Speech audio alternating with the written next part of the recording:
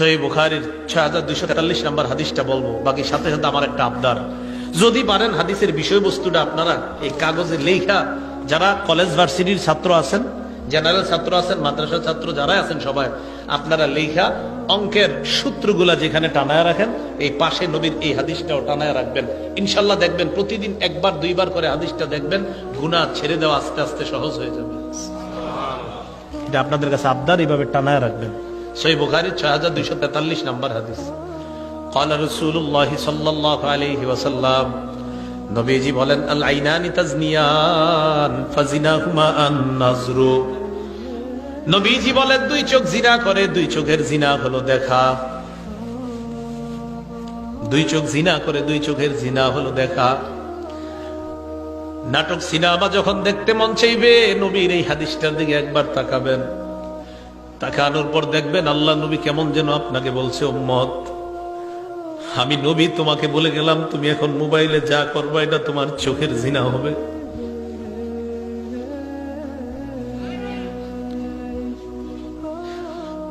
অনেক মানুষ প্রতিদিন এই গুনাহে লিপ্ত হয়, চোখের জিনা করে।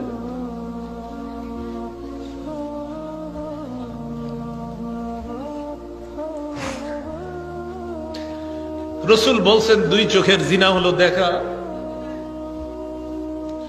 নাটক সিনেমা দেখেন না, আপনার জীবন যৌবন সব নষ্ট করে দিচ্ছে। হাদিসটা পড়ে রাসূল বলছে, দুই চোখের জিনা হলো দেখা। ওয়াল উযুনান জিনাহুমা আল ইস্তিমা।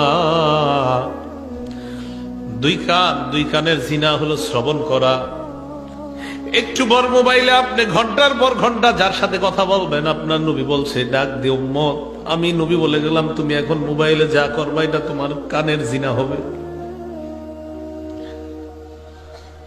ওয়াল লিসান জিনাহু আল কালাম। আল্লাহ নবী বলেন, জিহ্বার জিনা হলো কথা বলা। ঘন্টার পর ঘন্টা কার সাথে আপনি কথা বলছেন, নবী বলেন এটা জিহ্বার জিনা। ওয়াল ইয়াদ জিনাহা আল বাত। হাতের জিনা হলো স্পর্শ করা। কোথাও দেখা করতে গেলেন, রিকশায় বসলেন, যে মেয়েটার শরীরে টাচ করা হারাম, ওই মেয়েটার শরীরে আপনার টাচ লেগে যায়, নবী বলেন এটা হাতের জিনা। ওয়ার রিদ জিনাহা আল খুতা। পা দিয়ে কারোর সাথে আপনি দেখা করার জন্য রওনা করলেন, আল্লাহ নবী বলেন, এই যে তুমি পাটা রাখলা, এটা তোমার পায়ের জিনা শুরু হয়ে যায়।